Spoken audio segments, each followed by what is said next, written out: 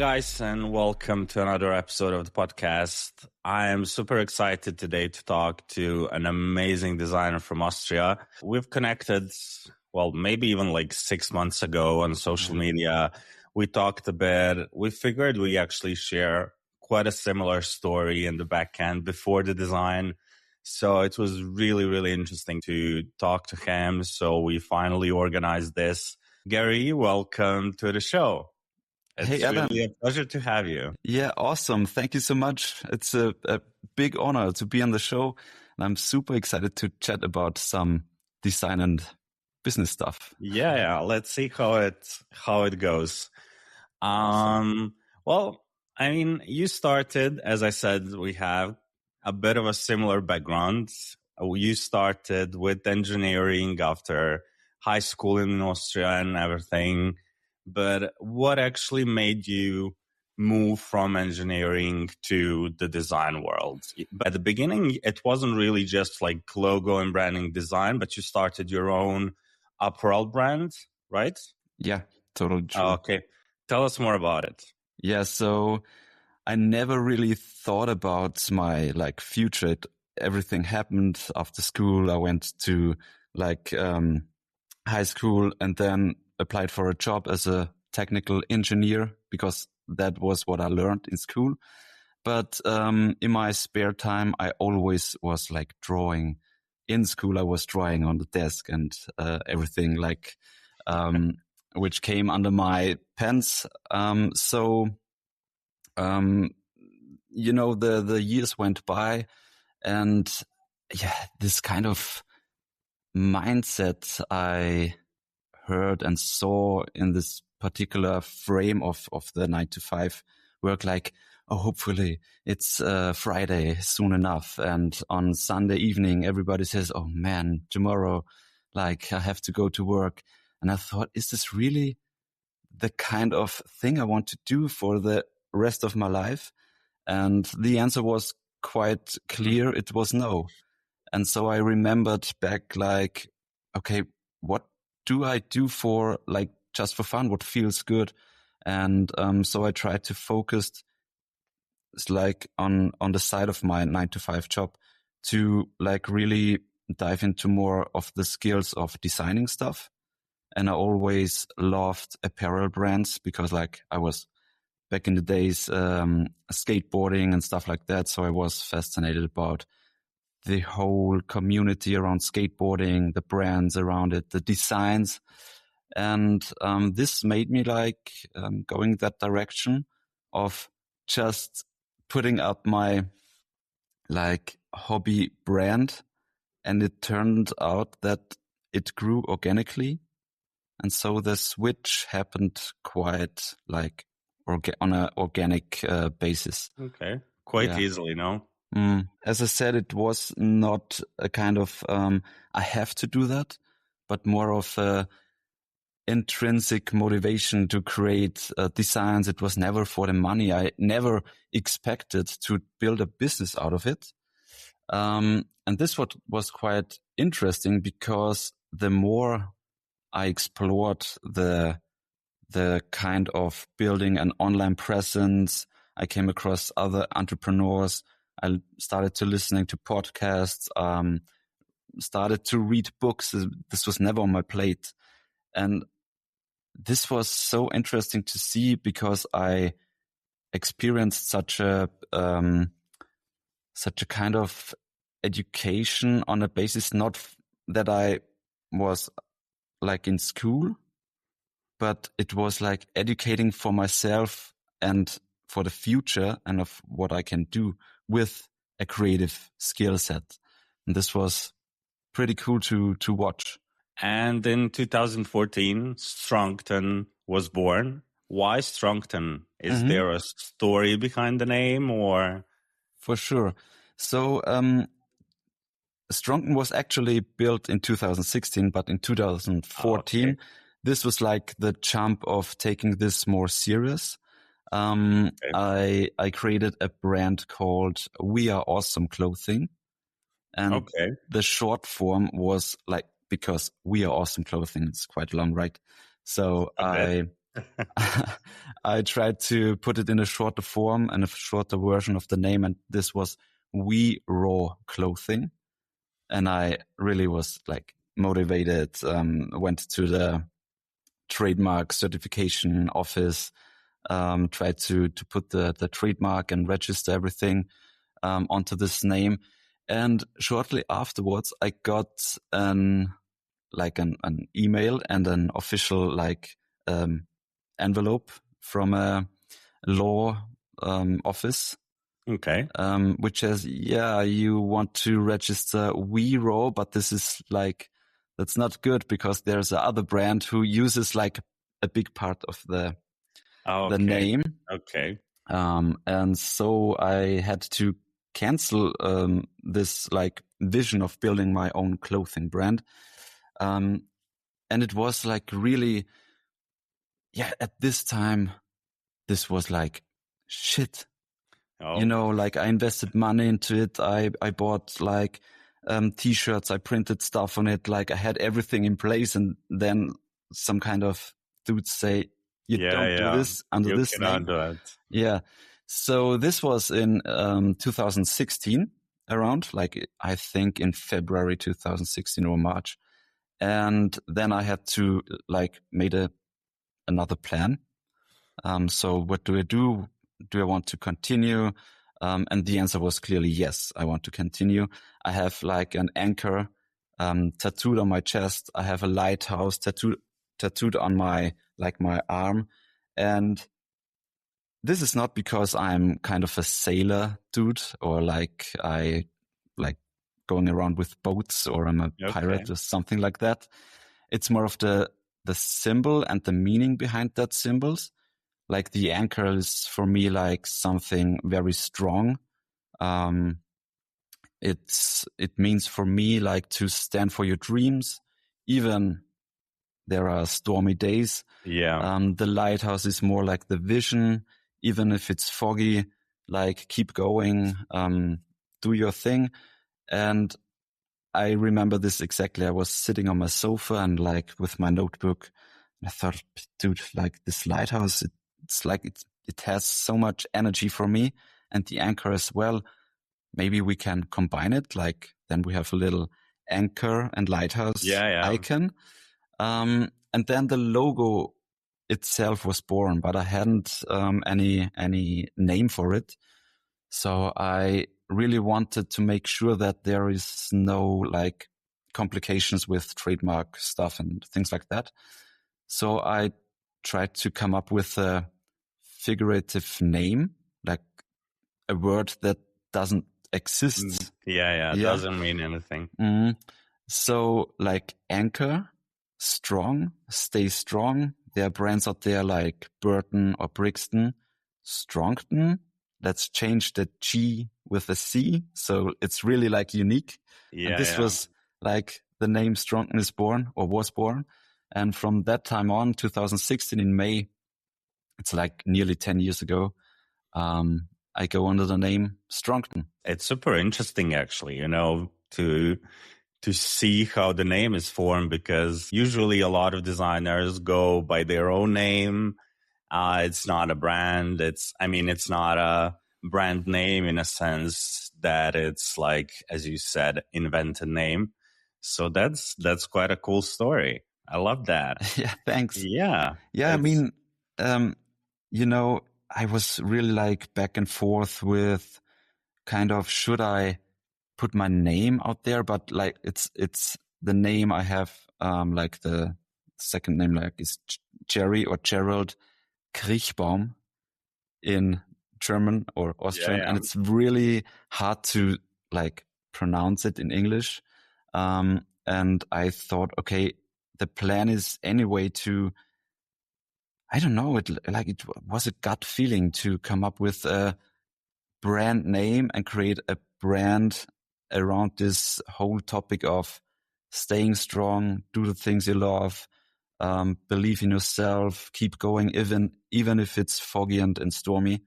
And so, yeah, it's just the way it went, like very organically. Oh, that's amazing. I love that story.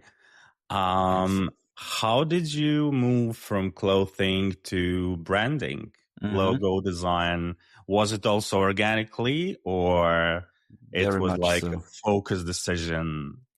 No, because I never went to like a graphic design university or stuff like that. I never did an official graphic design degree or something in this direction. It always self-taught and like really from like an inside out level.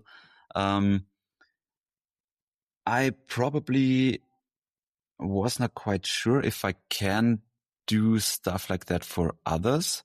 So I built just my own. Like when I fuck it up, I fuck it up. It's my Yeah, own fault. it's my And own. yeah. That's true. So the past, I think like Stroncton is now a brand design studio, but that's hardly just like the decision was made about 1 year ago. It went from 2016 to, I say, 2025, as a clothing brand, like really focused on clothing.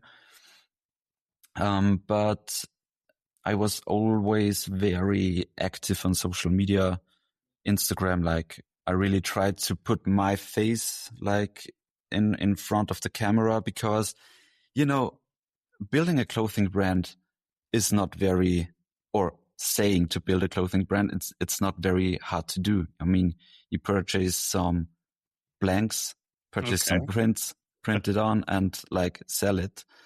And there is so much noise out there. And I think the only way to really stay unique is to show your humanity or the human face and character behind it. So I always did that from like the very first beginning on. And then very organically again, some kind of companies reached out and asked if I can do the same things for them as I do for Stroncton. And at first I said, yeah, sure. Like, let's try it. Yeah, I why did. not? Yeah, why not? I did like the social media. I created logos. I created like strategies for, giving all this kind of online marketing a more human side. And like 1 year, 2 years ago, the thought came up more and more to say, okay, this is quite fun because I don't cook only the own soup, but like really work in collaboration with other companies and interesting people. And I love really to connect with people, to talk about like, stuff that works, but also didn't work or doesn't work. Like, how can we solve that? And so the decision was made. Okay, let's focus more on the brand design studio side. Keep the apparel side still alive. It's like it's the foundation of Stroncton, or always being a part of it. But it really came out of this. Okay, I built my own lifestyle brand for 10 years, and now it's time to really distribute the knowledge and helping others to do the same, probably. And I don't know, I really often go with my gut feeling again, and it really feels right. Yeah. Okay. Oh, Hope that's that makes sense. no, it absolutely does. I mean, I love that. As you said at the beginning of this question, well, response, you didn't have a graphic design education, me neither. So like Okay. nothing, you studied engineering, I studied engineering, but I never worked in engineering. And, so yeah, I mean, it feels definitely like a flow that it's taking. You are making slow changes and slow turns through the time, and that really works. So, well, if you just 10 years of lifestyle brand and clothing and apparel and everything, and so now off to something similar and something, I mean, but keeping the essence of why you started. So that's really cool. For sure. Yeah. how much did you have to learn and to, how much knowledge did you actually have to absorb through all these years to get where you are now? Man, I think like it's a day by day learning. And I think there is never a point where you can say, now it's enough.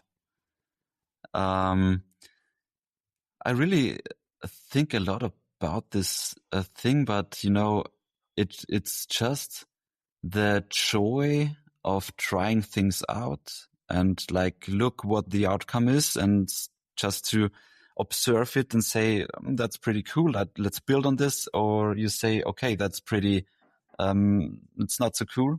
So oh, my dog went into the office right now. Amazing. No worries. Again, to the question, like there's a lot to learn, and it's not just the skill of like drawing, but the skill of building an actual business that pays the invoices. A few years ago, I really, I always, and still to this day, it's never about the money. But money is so important to keep everything alive. Like it's oxygen for your life or business. Otherwise you can't survive. And I got the tip from it's a advertising agency owner. And he said like, Geri, you're too much of an artist and way too less of a businessman. You have to learn doing business, because back then I was like focusing so much on the wrong things, like just to, I don't know, I hand draw, like I created like this kind of baseball cards. Okay. And I did that by hand, like I drew them by hand and I sell them in my web shop, like one-on-one. It took a lot of time, but like you don't really make money out of it. Yeah. But it's the things I think right now, like did a lot of stuff like that really didn't made a lot of money. But it was just things for the community, creating special moments, special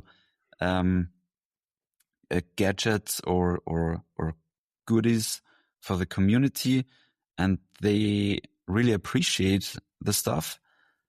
And now it's more like I built all of this, and now it's the foundation of this is like kind of built. Now I can move on top of that and have a more profitable business side of it. So I hope that answers your question. On terms of learning. It does, absolutely, because when you start, I mean, when I started, I had no idea, as you said, about the business side of things.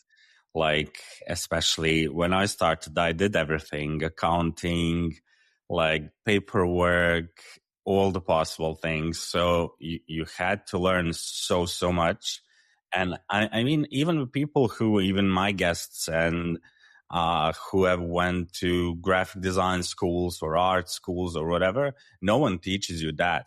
They teach you like, okay, you draw, you build your portfolio, you do really good work. But then when you actually want to start the work, you are stuck with all the possible paperwork. And as you said, especially in Europe, where there is so much paperwork. I mean, it's when I started my first agency, my first business, 17 years ago, I think, I had to wait 3 months I was a freelancer. It's such a weird law. I worked from home, but the work inspection had to come to my home to see my room, my bedroom. Like, it's crazy. I mean, it's so crazy. They had to see like if there's like if I'm able to work there, I guess. It was so weird. But then here in Spain, when I registered the business, it was done in like 15 minutes. Really? And that crazy. surprised me so much, but that was such a great experience. And so I get... I mean, it's like personal development, like it's the school of life somehow. If you build your own business. Absolutely. I had the conversation with another business owner 2 days ago, and it's like at one day or like right now you feel like you're here and everything is like, oh, that's so cool. And then all of a sudden it's like, the fuck is happening? It is like a roller coaster up and down. Yeah, absolutely. But you learn to, I don't know, like you regulate yourself and stay calm in the like stormiest conditions and try not to be too hyped when it's a high. So just focus on the moment. We learned that the hard way, I think, because when you start, you have no idea how it works. And then when you get to a high point, you are so excited and you have no idea that there's like, you're going down probably the next day with some issue in the business or I don't know, or even anxiety and depression and all those things. It can be so mixed, and that's absolutely true. Yeah. But what I loved what you said about the community, and from the very start, if I'm not wrong, you actually decided that your brand, your business is not going to be just about the money. It will be about sustainability as well. It will be about donating a certain part of your earnings to community and to... So what drove you towards that? I mean, not a lot of young people actually even think about those things today. I mean, there is a huge amount of people who do, obviously, and especially in more developed countries. But what drove you to think towards that? So, I mean, there were a few points in my life where these topics were really present. One of them was like I was with my wife, back then my girlfriend, now wife, 3 months in Southeast Asia, like just backpacking and exploring all the beautiful places there. And, you go through the like jungles and forests and beaches and like they're so beautiful. And then you like watch closely at some parts of the beaches and you see waste everywhere, like plastic stuff. And this was like, this is crazy. I mean, like my kids should go to Southeast Asia too and like explore the beautiful side of it. And they don't have to like find a shitload of waste there. And so like, you can complain about it and you can say, oh, the others and blah, blah, blah. But I think the only way to change these kind of topics is to act on yourself and do stuff like in a certain way that you want to, like, it's always this like quote, but be the change you want to see in the world somehow. And with comparing or like adding this to the business I tried to build back then, I think this had probably a little bit more of an impact because I can reach other people. I can talk about it, about sustainability, using like sustainable materials, don't use like plastic bags and all this stuff. This was one point. And the donation part of it was, I always thought like, what can I do different than other clothing brands? Like everyone is sell my t-shirt, buy my t-shirt. I'm selling the t-shirt, you buy my t-shirt. But where is the differentiation? And I thought if I can like add this kind of, okay, when you buy a t-shirt from Stroncton, you do at the same time something good for others. Like we just said we, for every item we sell, we put €1 into our like box for donations. It's the Stroncton Foundation. It's basically a bank account where we put the money onto it. And if there is a certain amount of money on it, we now like for about 4 years or so, we focus more on mental health organizations, because I also struggled a lot with mental health topics back then. But before, we tried to support like children cancer funds, or there's a cool project in Germany from a big skate shop. It's from Titus. I don't know if you know the brand, or Yeah. They run the project Skate 8. So they are building skate parks in like Afghanistan and countries like this, just to give them a better vision, or the feeling of there are people out there who care. And I really wanted to be part of this kind of whole. It doesn't matter if it's Skate 8 or Children Cancer Fund or Butterfly Kids. It just should be like, if you're interacting with Stroncton, you do good. On the one way for the planet, on the other way you help other people who have like probably not such a good life as we have, and we have to say, or have to be grateful for. And so, yeah, this was the whole story where it all came together. Okay. Basically. No, I love that part. You mentioned that it's now more focused on mental health and that you struggled with it. Would you like to talk about that as well? For sure. I think it's very important to talk openly about it. Because back then, when I had issues with, I think it was kind of a burnout, like with, panic attacks, anxiety, sleepless nights, because like the wheel in your head, it's like spinning around and around, and it doesn't stop. And I always had, it was back in, I think, 2018, 19, around, like it was before COVID hit. Okay.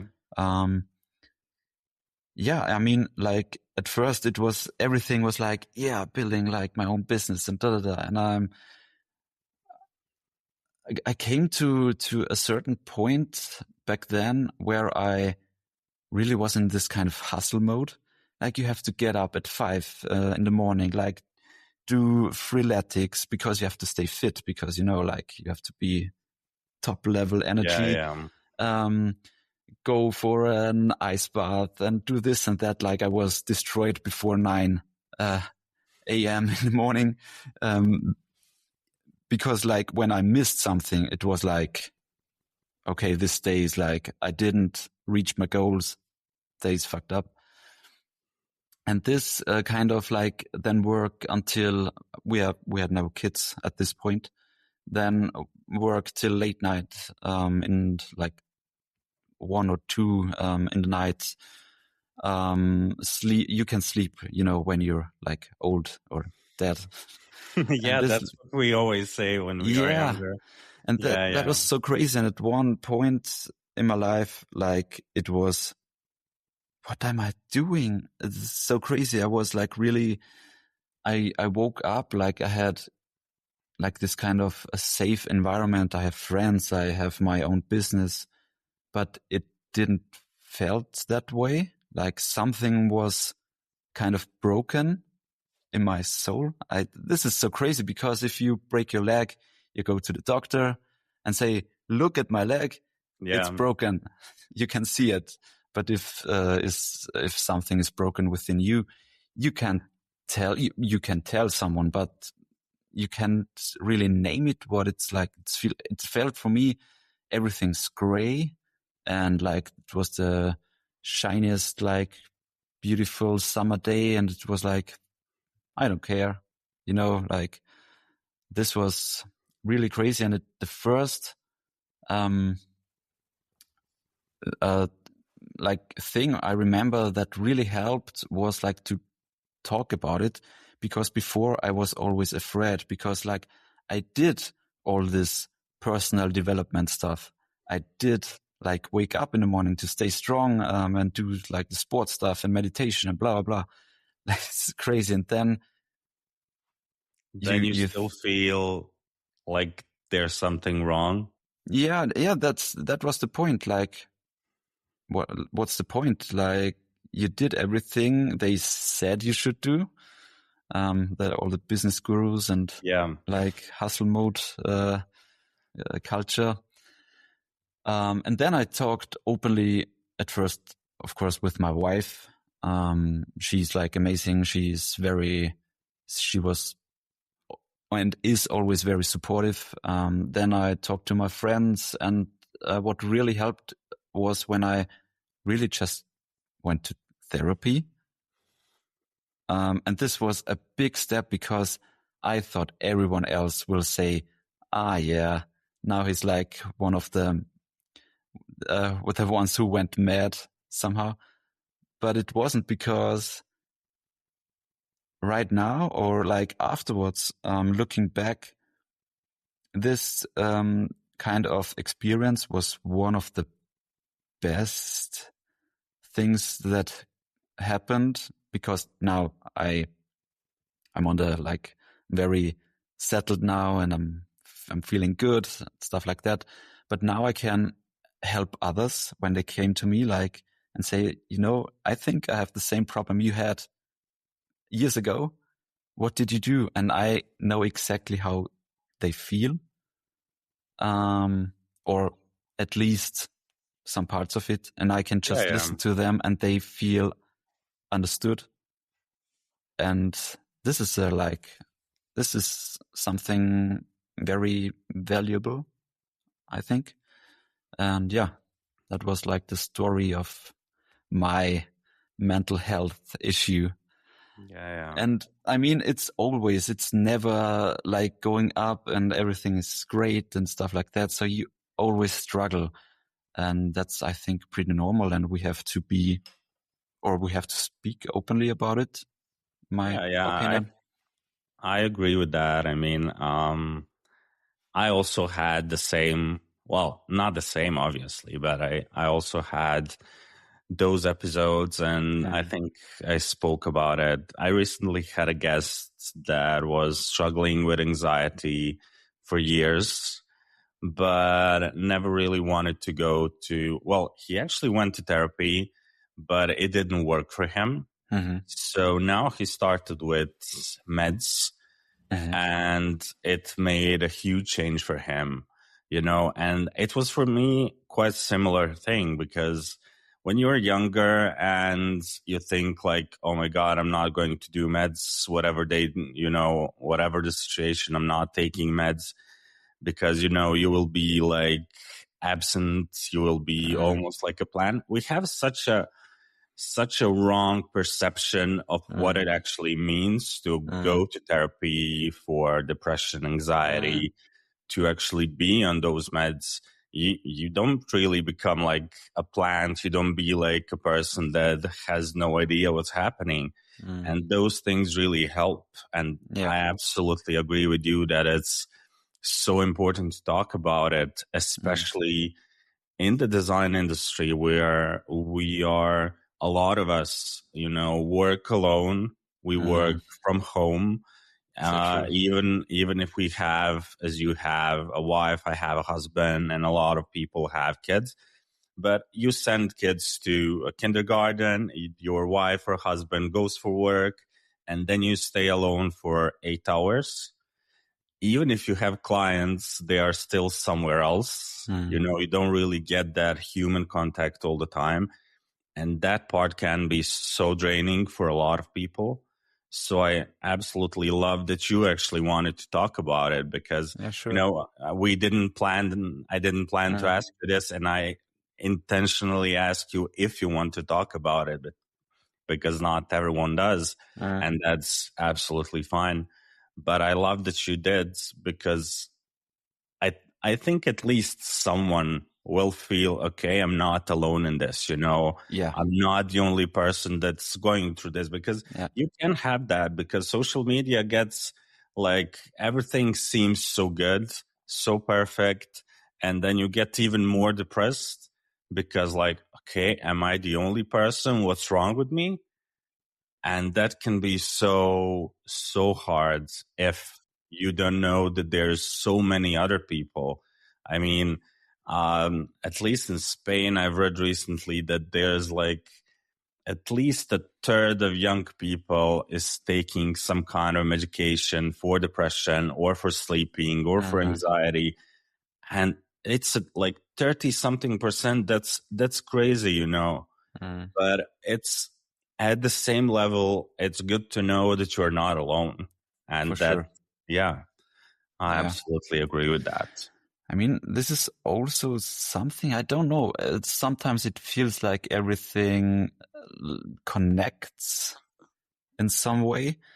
Because right now I'm really like, when I talk about this topic of brand design, I mean, it's obviously more if you run a business and like it's more of a B2B collaboration.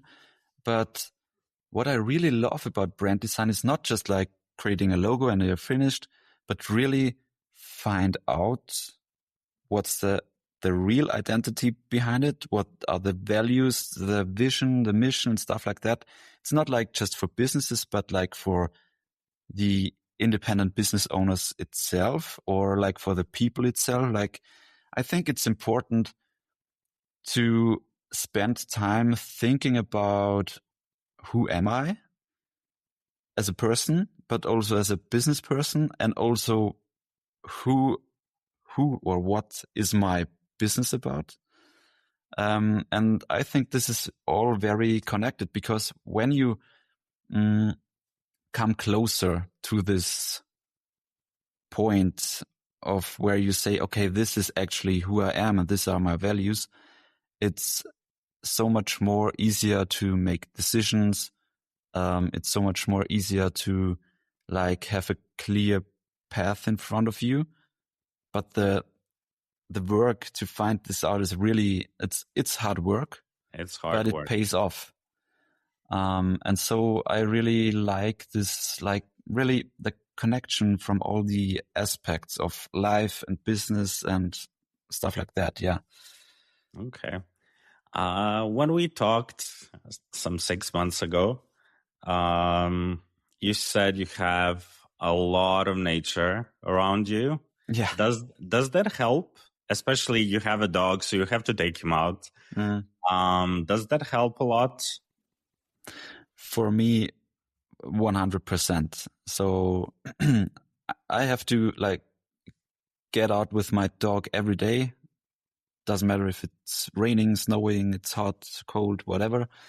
And I really use these morning walks for thinking, because that is what my mentor told me. I should do more of this kind of really thinking about certain topics, not overthinking, but just digging a little bit deeper and some kind of stuff like that. And I think this really helps to go out, fresh air, movement.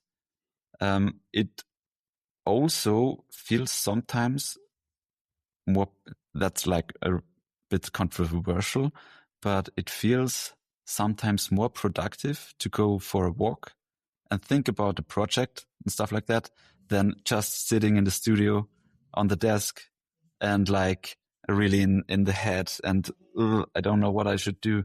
So yeah, getting out is the best thing. Oh, I absolutely agree with that. That's why I asked. Because when I think back, like in all these 17 plus years, all the best decisions I've made, all the best things I figured out was outside in nature. And I had not right now because the weather is horrible in Madrid. I have no idea what's going on. We had the rainiest January like ever since there are measurements. It's raining like every single day, and I don't love rain. I moved to Madrid one part because it's sunny all the time. But this was a bad month. But even before that, to go back to nature, for me, like daily walks, I didn't have a dog and I don't have a dog at the moment, but just going outside in the nature helped me develop my business, the agency before, the type studio, even the podcast right now, even the new decisions and some plans that I'm planning to do this year. It helps so much when you are outside, like not stuck in your head, in your office, in your desk, in your computer, but just going outside. And that's why I asked, to see if there's a similarity, if that helps to you as well. So yeah, for sure. I mean, I think it's like some kind of the condition we like went through from society. You go to your job and you sit in the office from, let's say, 9 to 5, whatever, and you're in this room. And when you're in this room, you're making money because at the end of the month, you get a paycheck, job done. Like, but you have to sit in this room. And if you say, oh, I want to go for a walk in the forest, they say, you're crazy. Like, what's wrong with you? Yeah, don't come back from that forest. Yeah. No, that's absolutely true. Mm-hmm. Are you a sports fan? A sports fan? I mean, I used to play soccer, and I really love like the activity of sports, like running or like working out, stuff like that. But I'm not really into football. I can't remember names. I'm not into Formula One or stuff like that. It's like sometimes I wish I would be more interested in, because I could be part of the conversation when someone is talking about that. But, I'm more into like this kind of brand stuff. I got the nerd somehow. Yeah. Why? Hey, we all are somehow. We all are. Yeah. No worries. Like, it's a huge group of nerds out here. So even the people, who have millions of fans. And I was laughing this morning. James Bernard, you heard about him. I had him on the show recently. And he had this video about how the HBO logo is not perfectly correct. And then yesterday, the guy ended up in Daily Mail, in the newspaper, in a physical newspaper, and on their portal, like because of that. And he went right into comment section. He had so much fun over there. There is a reel on his profile. I mean, it's a crazy thing. So, I mean, we are all a bit nerds. So that's absolutely fine. Yeah, that's what makes us different from the rest of the crowd. So I love that. I asked about the sports more because right now, well, I think tonight there is opening of the Olympic Games. And snow sports are kind of Austria's national sport and everything. So I was going with that in mind. But when you think about those big competitions, if you see the brand, if you see the branding, do you think they could do better? I mean, not just like this Olympic Games, but general. What do you think about their branding for, I don't know, football championships or whatever? Do you think they are good or they can be better? I think so. I mean, I think the Austrian ski like association, some kind of or I think it's called like this. Like, I'm sorry, but they created a new branding, and it really looks very. When you are not, how can I say that? Think about this, the brand system. It looks like a crazy put together square like stuff like their lines and you know that branding? Absolutely. I love alpine skiing, so I see the A and everything. Yeah. And the system behind it is crazy good. Absolutely. Because, I think they got a lot of like hate, like, what is this? Like, if you're not really thinking about it, but if you see how you can build the different like applications from it, that's so smart and so cool. So that this is probably one of the coolest. Yeah, I definitely agree. I mean, it's organic. It's kind of those lines that create the letter A. They are so organic and it's so cool. So yeah, I do know the brand.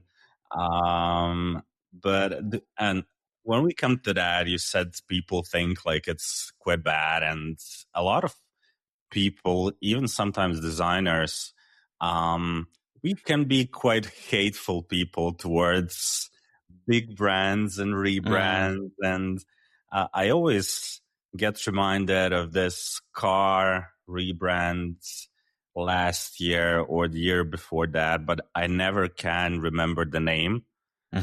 But everyone hated them for like, are you the new Uber or whatever? Was it the Jaguar? Yes. I mean, their old logo was iconic. The new logo, for me, it was kind of, I would say, too basic. It had its own good and bad things. But do you think we hate too much sometimes?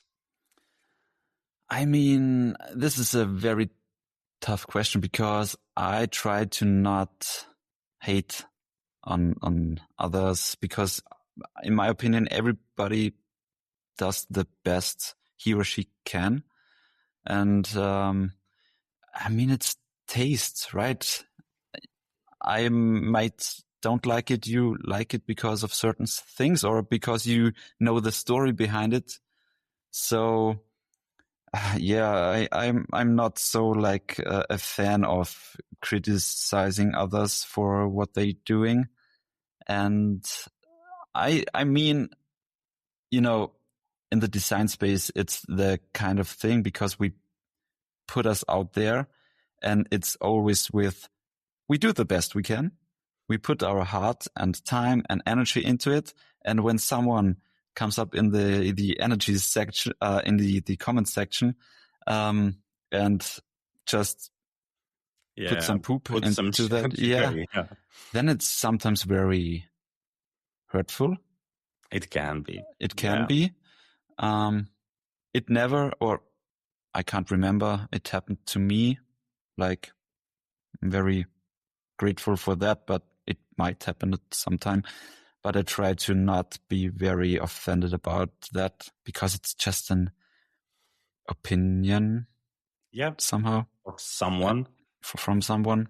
Yeah. No, I mean, I remember the hate for the Jaguar brand, and there is always like some, a lot of people think everything is wrong. Whatever you rebrand is wrong.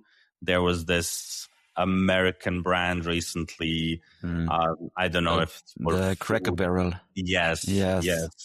I can never remember the names. I don't know what's wrong with me. But yeah.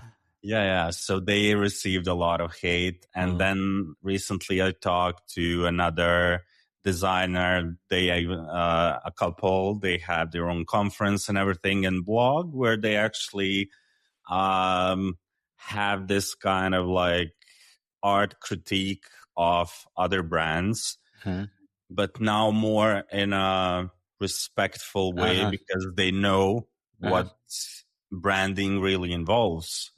Because you have to take in mind that even Jaguar had the client, the client, the board or whatever who said, we want it this way. It's not designer's fault usually, especially when we redesign big brands and stuff like that.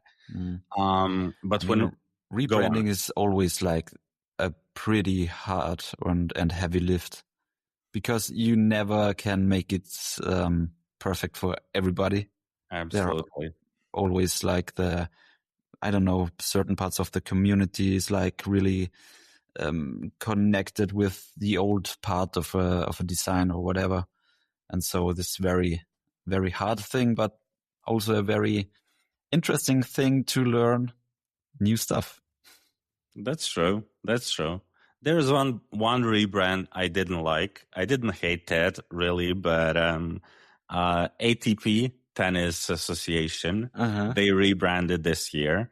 And before, who doesn't know, they have like these ATP letters, quite bold and everything. And there was like the part of the P letter was like the tennis player. Yeah, with the movement and everything. It was really cool. And now they removed the tennis player. They have just some like a ball trajectory that goes.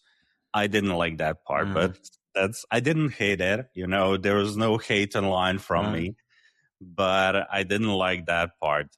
But when we talk about these big brands, is there a big brand you would like to work with?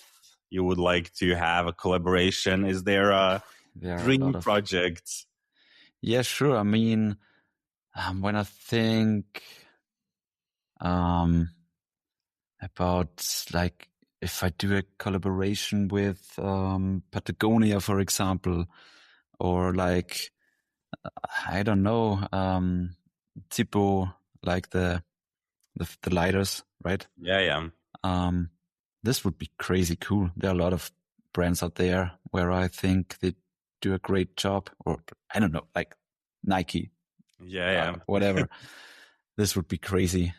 But yeah, maybe. No, we are putting it out there right now. So, no, that's amazing. I mean, I always talk to people like this, and those opportunities come when you least expect it. So yeah, I mean, you never know. Any day, just put your work out there, and Nike will knock on your door. Yeah, it would be awesome. No, but what you said, like, just put it out there. You know, for the last like 9 years, I put my content out in German. Like, since I'm from Austria, like it's very, you know, the Austrian accent or like the Austrian slang. And about a year ago, I decided to change it to English because I want to like just open up myself for connections outside from the German, Switzerland, and Austrian, like German speaking areas.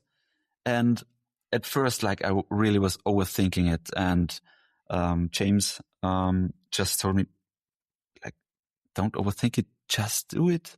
Like, nobody gives a shit. Speak English, write in English, try it. Like, just get a sense of how it makes you feel and what is the response from the outside. And at first I thought, yeah, maybe this leads to maybe nothing. And then you landed in my inbox. And then I thought, like, this is like a joke, like a podcast from Madrid. Right? Like, what? This was so crazy. And then the other day I got an inquiry from a clothing brand owner from Los Angeles. Wow. And this was like, wait a minute. Yeah. You know, like, it was all in my head, like, just, oh, what might others say? What might, like, this one say? And they probably say I'm crazy because I now speak English and I'm now like this English speaking dude, who's in the middle of nowhere in Austria. But open yourself up, put it out there. And as you said, maybe it's gonna happen. But the thing is, if you don't try it, it won't happen. You never know. You never know. Yeah. That's absolutely so true. And I mean, so many young designers have the need to have a perfect portfolio, to have it all perfect. And I mean, when I started the podcast, I recorded with my phone. Like, the first season it was kind of okay because I had these live conversations in the first season. We would go live on Instagram, but the video quality was just shit. Like absolutely. It was horrible. Now when I go back and I see, oh my God, like what was I thinking, you know? And then I didn't even have a microphone. It was like just the mobile phone, like, yeah, a tripod. I put a mobile phone and that's it. But you just have to do it, and you know, and you just have to try it, because that helped me to actually talk to James Martin, like a legend. And it was so crazy because, you know, when I didn't even plan to do it as a podcast. I did when the first episode was like just to show up online. And because I never did before, I had this brand of the Type Foundry for 6 years, I think. And no one knew what I look like or whatever. You know, I didn't put the face or me behind the brand. And then I figured, look, maybe I could do a podcast. And then I reached out to various people. And James was like one of the first who I reached to. And I don't know, like now when I think about it, what was I thinking, you know? Like, I mean, you don't really start something and go ask James Martin to be your guest. You know, you are just starting out. You have no listeners, no branding, no nothing. And he said yes. He's like so cool. Right away, he said yes in Instagram messages. And I was like, oh my God, like I'm going to talk to the man, you know? And that was so amazing. So that's the message you said. Just put your work out there, because you absolutely never know where that might lead, you know, maybe not towards the goal you have in your head, but it might actually lead to somewhere even better. Sure. So yeah, I absolutely love that. Yeah, and some people call it luck, but you know, you can put yourself just out there so luck can happen. So yeah. I mean, recently I talked about it with my husband, and how much work is necessary behind so that the luck happens. So, I mean, I do believe that there's luck in the world and that, you know, you can get lucky, but to get to a certain point and to be, I don't know, really respected and on another level, to have a successful business, to have a successful career, you really have to put the work out, and you have to do the work.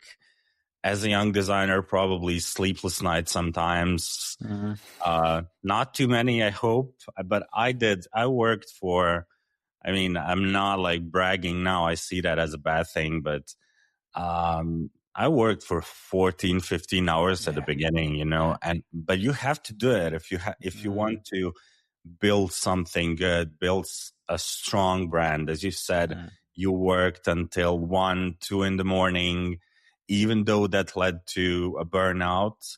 But in a way, it helped you to be where you are right now. Yeah.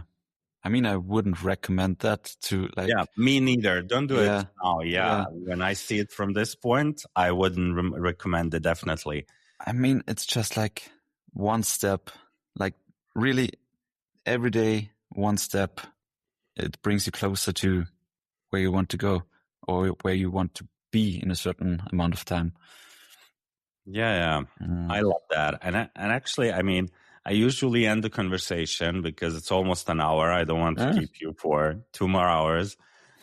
Even though I could, you know, speak about so many other things. I had so many questions for you. But I end the conversation asking my guests to give an advice for younger designers. But you just said it, you know, put your work out there, do the thing, and things will, you know, settle down as they should and as it's planned. But is there anything else you would like to add to young designers or? Yeah, I mean, it's the same question that my mentor is asking me all the time. Like, it's for what do you want to be known for in 5 years? Like, really sit down write it down. I mean, I have like a whole notebook where I really just thought about this question. I mean, like there are, you write it down, you go this direction, then the idea starting to flow. And this is also that you learn yourself in a better way, like who you really are. I mean, that's the topic we had before. Like just figure out your own identity and don't rely so much on the outside and compare with other people, or like just think what others might think about you. It's just about what you are feeling about it and how does it make you feel, and what's basically where you want to go and what do you want to be known for. Yeah, that's a good one. That's a really good one. I'm glad I asked you, even though I said you answered it, I'm glad I asked this because that's a really good one. Thanks. Well, thank you for the conversation. I really had a really, really good time. I feel there's so much more to talk about, and I hope I will have you again, in a year to see where it's all going. I would love that. For sure. I would love that too. Thank you so much, Ellen. Really, it was a blast to talk to you, and congratulations to your podcast and your brand you're building around it. It's amazing. Thank you so much. And thanks everyone for listening. And we'll definitely be talking to each other a lot more in the future. Yeah, sure. Okay. Bye-bye, everyone. See ya. Bye-bye. Bye. Real stories with bold creatives.